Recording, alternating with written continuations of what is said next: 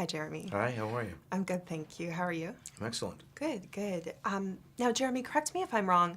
This is your first film working as a producer. Yeah.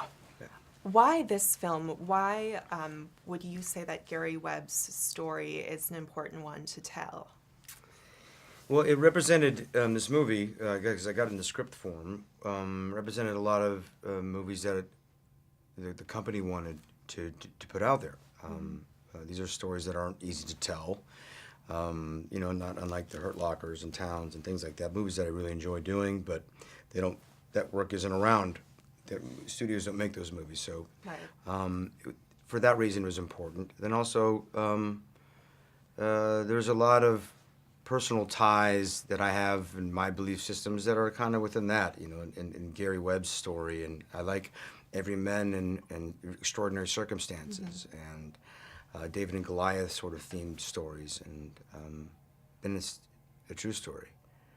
And wait, this really happened. And it happened 70 miles from where I grew up, and I know nothing about it. Did it really? Oh, wow. Okay, there's a real wow. reason to go do this now. Right. You know.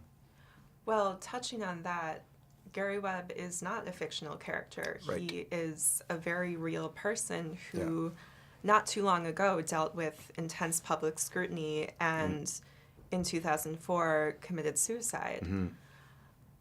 For you as an actor, is there an added pressure to portraying someone who is a real person as opposed to a fictional character, especially someone from the, very recent past? I don't know if there's added pressure. There's easier parts of it because you have a lot of information about someone who existed or exists.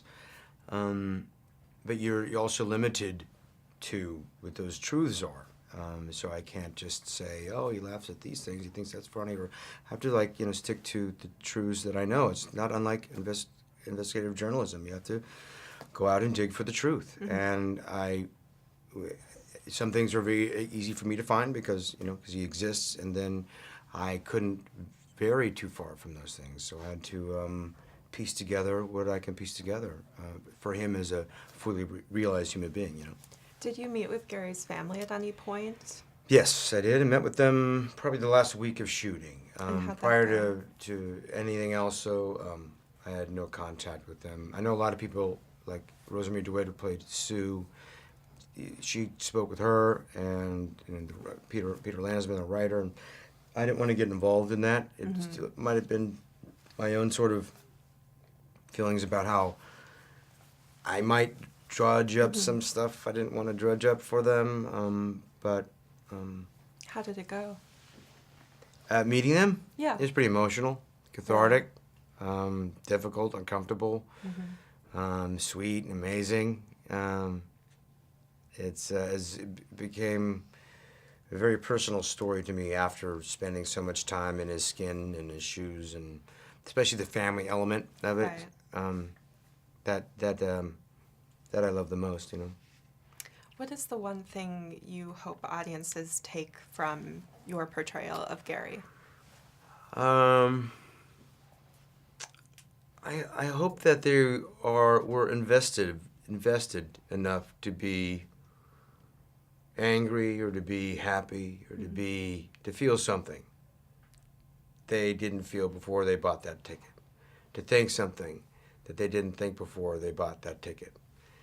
I think there's a huge value in that in cinema. Going to see a movie on the big screen, and you spend $11 or whatever it is nowadays to go see a movie, and it's like you can walk away with like, wow, you felt something, and maybe you learned something, it's something. But an argument, debate, conversation, it's a pretty amazing thing. That would be a big victory for me.